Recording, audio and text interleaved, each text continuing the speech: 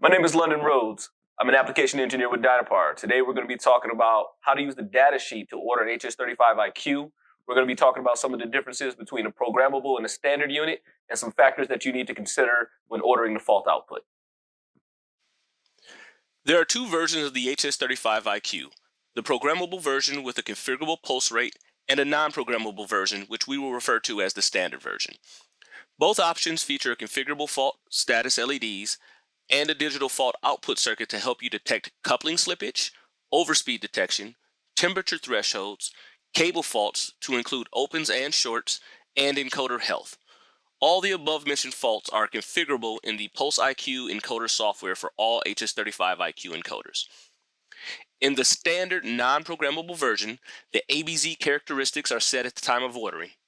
The programmable HS35iQ allows the user to configure their PPR anywhere from 1 to 20,000, set the output phase direction clockwise or counterclockwise, specify the amplitude of the output signals from HTL to TTL, and configure index pulses position and gating, as well as set a home position to the encoder's current mechanical position. More information about these features will be in another video, but today we are going to go over how to order a unit that will be appropriate for your scenario.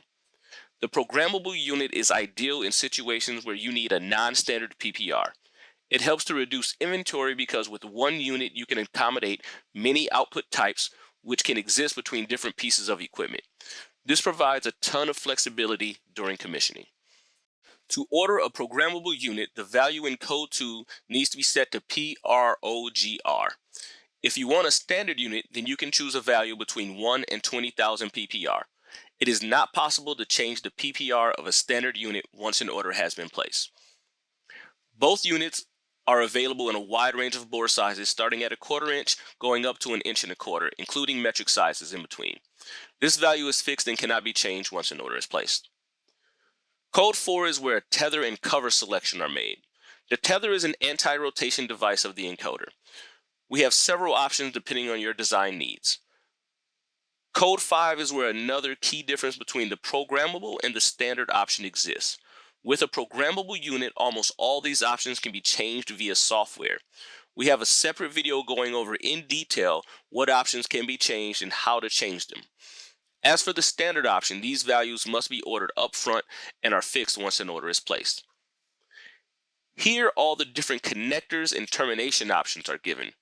We recommend ordering a new cable when ordering an HS35iQ if you plan to utilize the new fault output feature. This code selects the amplitude of the fault output signal. For programmable units, you can choose between a static 5-volt TTL output or have the fault amplitude match the input voltage using an HTL output type. The fault output is fixed on the standard unit and must be selected when ordering the encoder. We have a separate video that goes over the fault output configuration in more detail. Lastly, this code indicates the revision of the unit you have ordered. Many of the accessories on this page can be ordered as part of the build of your encoder, or you can order replacements or spare parts separately. There are two important parts to highlight here. First are the diagnostic cables. Without a diagnostic cable, it is not possible to change any of the fault outputs or the configuration of your encoder.